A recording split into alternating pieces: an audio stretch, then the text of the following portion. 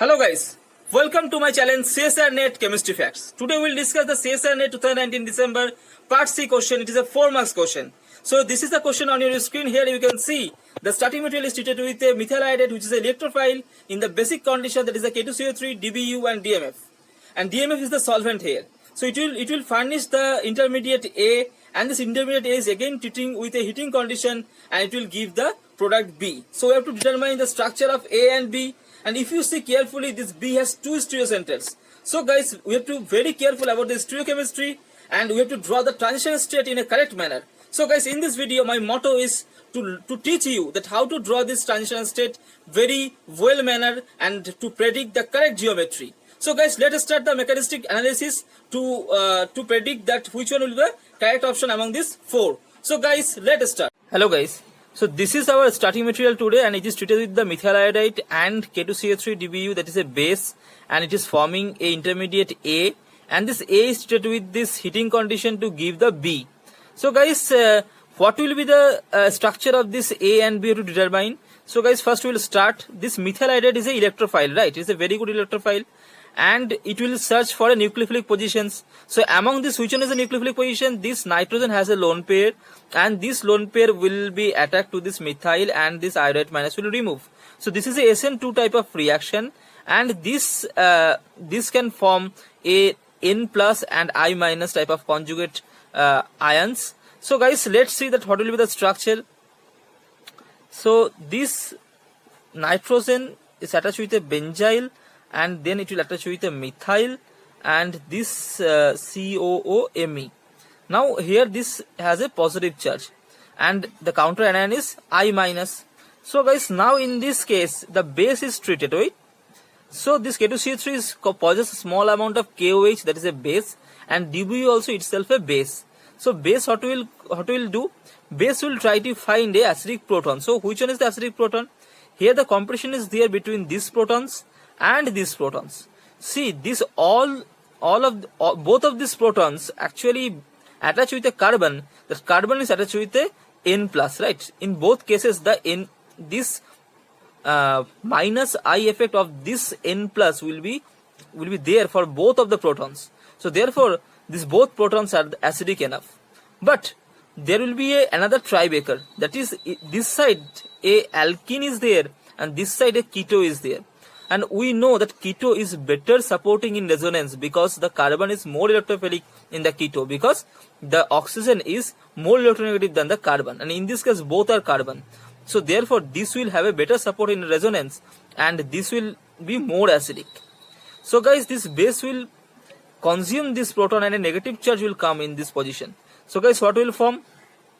So it will form this one, this N, benzyl, methyl, and here this COOMe, and a negative charge will be there, and here positive charge will be there. So guys, this is the intermediate which will form. This intermediate A is this one, okay? So now this intermediate is treated with a heating condition, and the heating condition is a perfect condition for the 2,3 sigmatopic rearrangement. If you see, this is a 1, 2, this is a 2 partner, and this is a 1, 2, 3, this is a 3 partner. So this 2 and this 3, so it can go for a 2,3 sigmatopic rearrangement, okay? Now this step is very important. Why it is very important? Because in this step we have to predict the geometry, the stereochemistry. Okay, for this stereochemistry, actually what we have to do, we have to write the transition state in such a way that we have to understand that what will be the correct stereochemistry. So that's why the drawing of this transition state is a very important. So guys, now I will teach you that how to draw the transition state for this. So it will go for a 5-member transition state, but we will draw a imaginary cyclohexane. So this is a imaginary cyclohexane. Okay, so guys, this is the imaginary cyclohexane. Okay, so in this case you can see this bond. So this position you have to put this 1, 2, 3.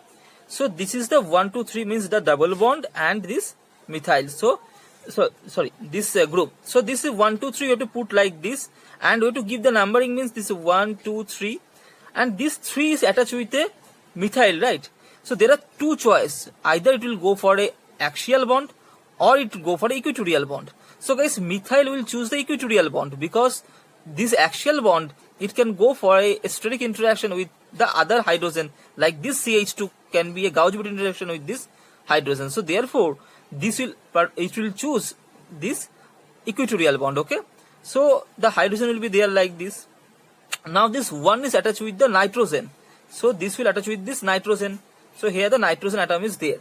Okay, so now so this nitrogen has the two groups attached, so benzyl and methyl, and we know the size of benzyl is greater than the methyl, and we know that axial bond always prefer the smaller size group. So therefore the axial bond, this methyl will go in the axial bond like this, and this benzyl, which is a bulkier, that will go to the equatorial bond. So guys, after this nitrogen, this is attached with this negative charge, but guys, we cannot put in this bond because that will be a 6-member transition state. So for 5-member transition state, we have to put imaginary bond like this, and we have to put the carbon here, and the negative charge is here. Now this carbon is attached with this CO2Me. Now this CO2Me, why we can put in the equatorial bond, or we can put in the axial bond. So guys, this axial bond, if it is put, then we can see this has a interaction, 1,3 diaxial interaction with this methyl, and it is a Gauss-Bethe interaction with this methyl also. So there are two interactions, 1,3 diaxial interaction, one Gauss-Bethe interactions. And if in this question it will put, then what will happen? It has a Gauss-Bethe interaction with this benzyl, but only one interaction is present. So therefore it will go for a less interaction to make the system more stable. So this transition state will be more stable if the CO2 will be the equatorial plane and hydrogen will come to the below. So guys, this is the transition state. Now we have to omit this one, okay, and a positive charge will come on this. So this is the transition state. So guys, now I want to say that in most of the cases, 2,3 sigmatopic rearrangement, instead of this nitrogen, oxygen will be present, and if oxygen will be present in this case, then these groups will be not there, and therefore what will happen, this CO2Me, the geometry of this CO2Me, that where it will go, that is depends on this methyl, and it will be always trans to this methyl. Okay, so this substituent, if it is there in the beta equatorial or alpha equatorial, and then it will go for a beta equatorial. Okay, so it is just like this. So it will be parallel to each other and it will be trans to each other. Okay, we have to remember in this way. So guys, this is the transition state we draw, where so we'll see that what will be the product. So this negative charge will come here, and this double bond will shift here, and this bond will break, and it will give the electron to this nitrogen to neutralize. So guys, this is a newly formed sigma bond between these two. Okay, and here the nitrogen is there, which attach with a benzyl and a methyl, and here this is like this, and double bond will come here. So guys, this is the newly formed sigma bond, and in here the methyl is attached, which is the below the plane. So this is the below the plane methyl, and here the CO2 is attached, which is the above the plane. So this is the above the plane COOMe. So this is the structure, and this is the stereochemistry of the final product B. So hope guys you understand this logical explanation. So let's see which one will be the correct answer.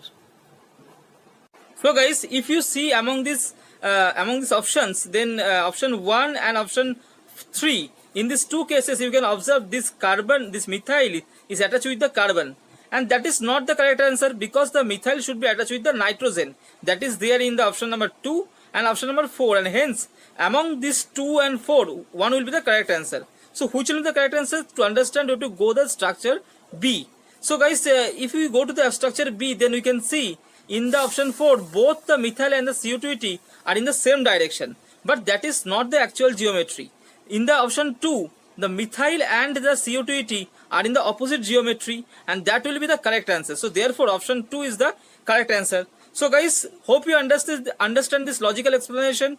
Thank you so much for watching this video. Please like, comment and subscribe this YouTube channel. I will come for the next video tomorrow.